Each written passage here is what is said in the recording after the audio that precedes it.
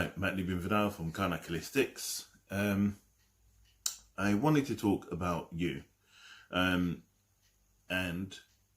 I just want to just start with where I'm at the moment, where my transition or my step forward, and though despite I give talks, and though despite I work with people to motivate them to do what they want in life, I'm just talking straight from the heart.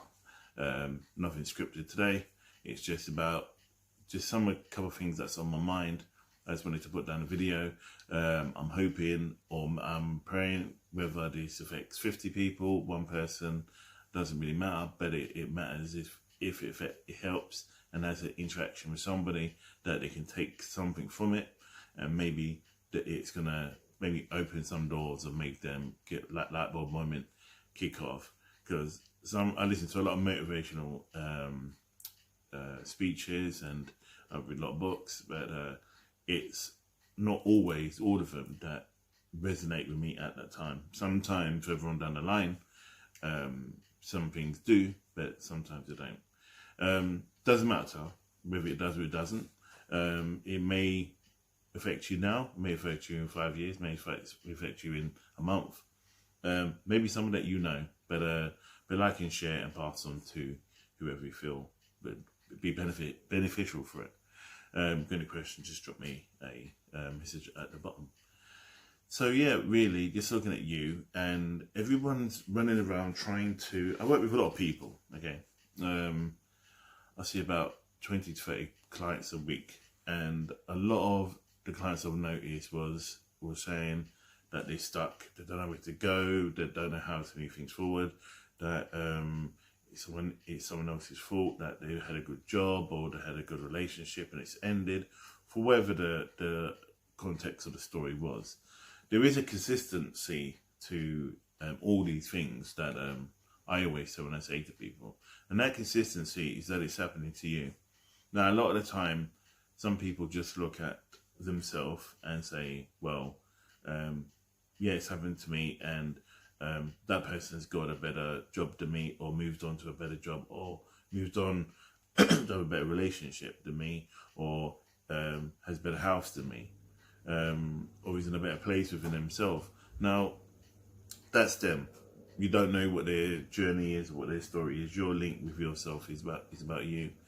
And part of the story is that you've got to look at where you're at right now in this moment in time, and go, okay, right, I'm feeling like this, I'm feeling confused, lost, and so on and so forth, and work with those feelings and really own those feelings. A lot of people who know me say you need to own your stuff, own your own shit. So many times people don't, and when you own it, you can do something about it. Don't be afraid to talk to people.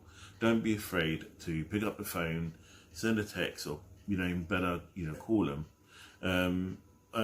and just have that interaction with somebody. Go and see them. Go out to lunch. Do something, but please do talk.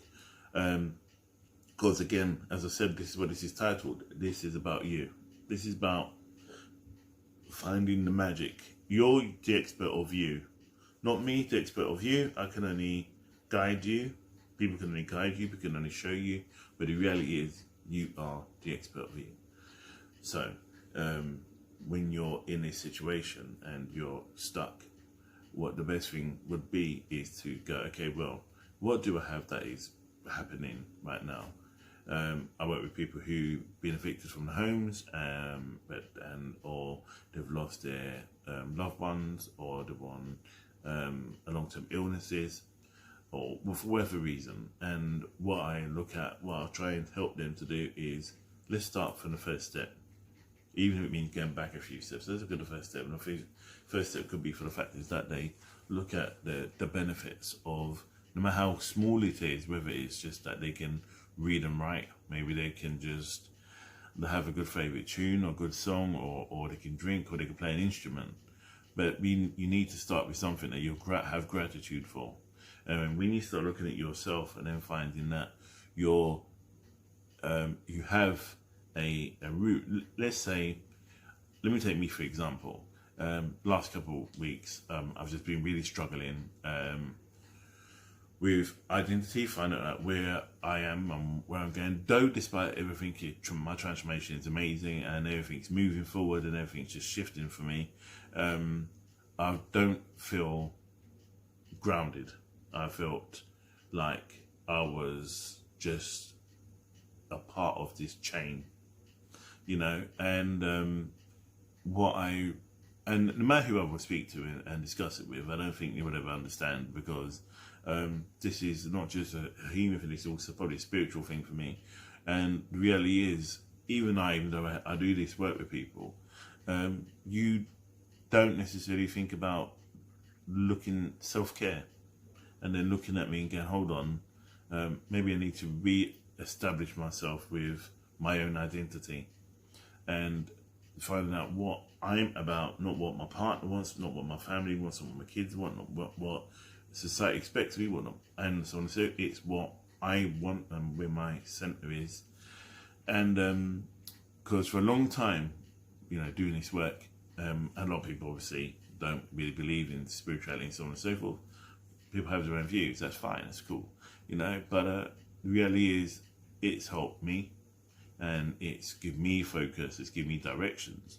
And if that's given me directions, and people come to me because they need help and they need guidance and support, whether it's through work or whether it's in my private life, my door's always open.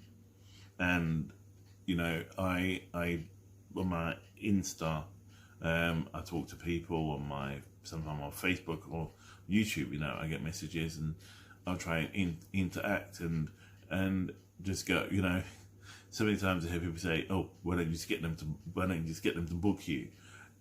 Sometimes it's not about that. Sometimes when you're working with people, it's not even about that. There's a if you're an entrepreneur, have to be a philanthropist. I think I got that right. Is where they give without the thought of receiving.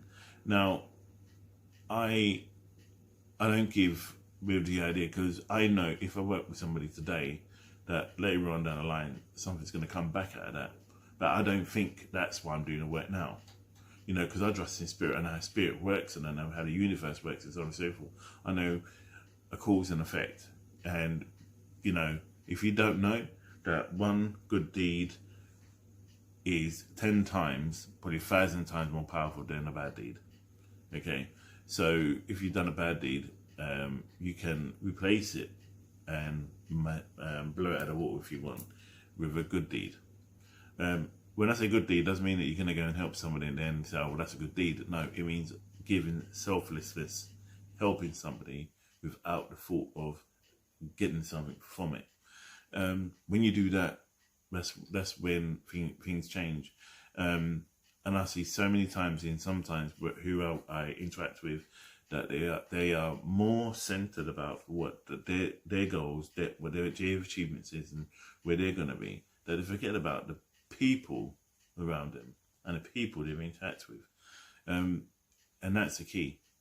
Now, let me just bring this back to saying, going back to you. Now, every morning I'll do this journey, and I call it the mind journey or the gratitude journey in my spirit himself. Before I put my feet on the ground, you probably seen this on Secret, but my way of doing it, from what works for me, is that my eyes are open and I pray, thank God that I'm alive, and after my illnesses that I've had and so on and so forth, I praise God every morning that I'm alive. And first thing I say to him, so how are you going to use me today to glorify you? And yeah, that sounds like really like a pastor way of talking, be a ministry way of talking, but that works for me. How am I going to be your instrument to help you, to glorify you?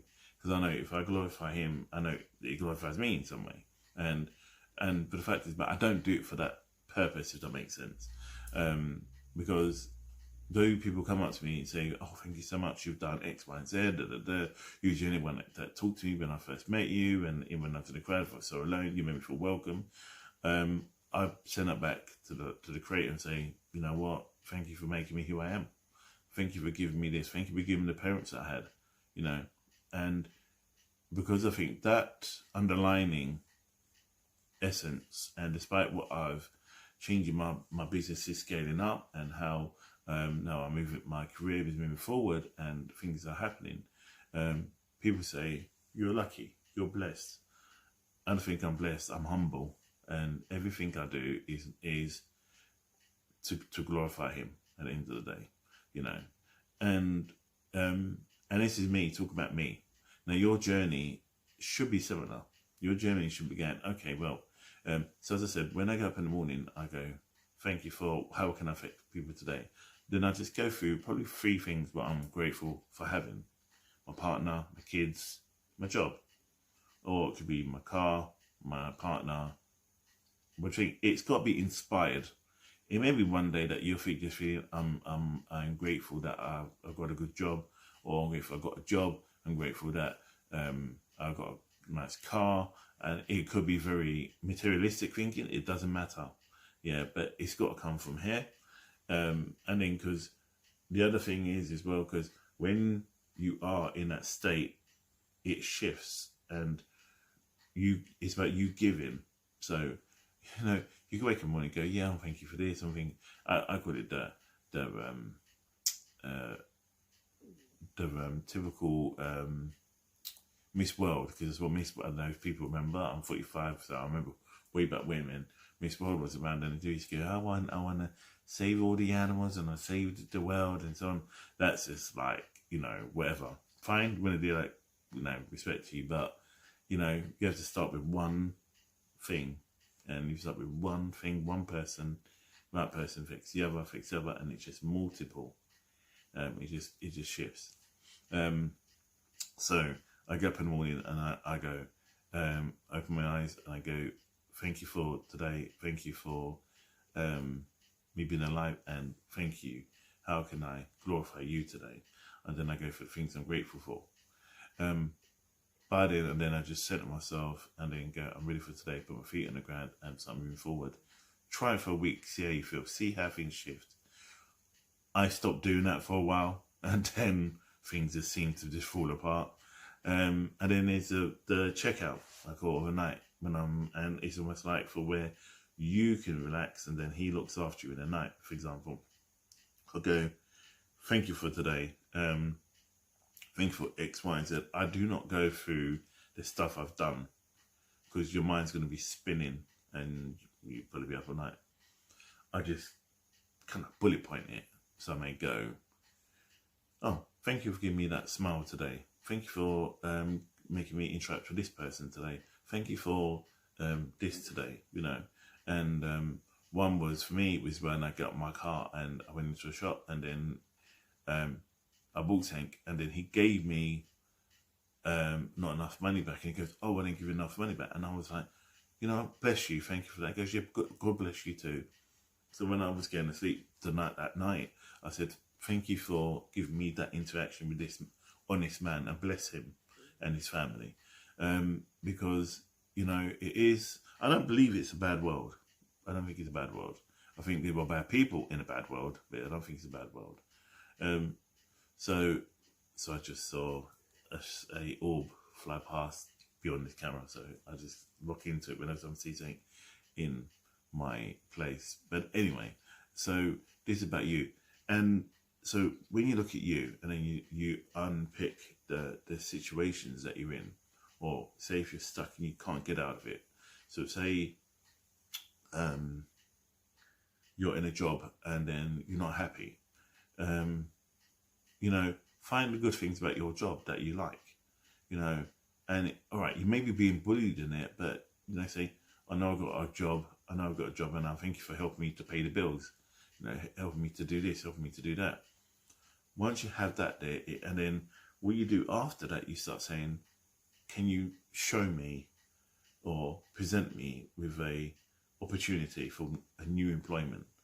And then keep that as your mantra, keep going and keep that in your mind, and then don't dwell on it, leave it. And then when you got an say something comes up, then say to yourself, do the same process. Say, can you guide me in what I need to do? I went for a job which I thought I might never get, you know, and working with NHS. I thought I would never get the job. This is just me. And I don't know prep work, you know, and that's the big no-no. I know prep work for it because I've done a job before. I know how it the kind of role is. But all the other time I've done prep works, I've got, yes, you're gifted, but however, someone more suitable, so on and so forth. So I always say do prep work anyway. Obviously, just look at how the employer is and so on and so forth. But that day I said I knew the role, and I said I'm going to stay with who I am, and I'm going to present myself when I'm there. So I knew exactly what the role was. So when I went for my interview, I had the role play, and then it went well. We had my interview, and because I knew I didn't have all the things I had to remember to do X, Y, and Z, I had it all on paper already. So I had it on bullet points. So I had my information there, but you can take into an interview. And then, oh, thank God, you know, I got the role. So that's just how it was. And the same thing is when I was looking for my partner, 5 years single, had a good time being single, and then, yeah, but what I was lacking is that companionship, and being with someone, and Christmases, and so on and so forth. Then I just started putting out to the universe, or to God, and saying, I'm ready. Can you bring me, not the person I want, but the person you know would be good for me? 6 months, I met someone. Not even that, 4 months, I think it was. And I'm still with her 5 years now, going strong. So, first thing is, this is about you, okay? And that is so key. And I don't know how I can unravel it. I know I can make it less important. There's a scene by Les Brown where he talks about the bamboo. The bamboo is put in the soil and watered and catered for 5 years. Within 90 days, it grows 90 feet. Does a bamboo grow 90 feet in 5 years, or does it grow 90 feet in 90 days? The reality is it grows 90 feet in 5 years because the roots are being put in play, because it's been cultivated, it's been watered, it's been loved. The minute you stop watering that bamboo, i.e. watering yourself, it will just die. It will just slowly not go anywhere. That's what I'm saying about gratitude, the morning ritual, the night ritual. That's watering your plant, you know, and cultivating it, and then seeing it develop. It's not hard work. It's 2-3 minutes, not even that. And I see so many people who, I've got to chime in, so many people that will look at their phones before they go to bed, or check their Instagram, or check their Facebook and stuff. Do that, but personally, I'd say when it finishes, I'll personally say, why don't you just focus upon this process? Because when you do this process, you see how things can shift. So that's me signing off, and I just want to say stay blessed and learn together, and let's grow together.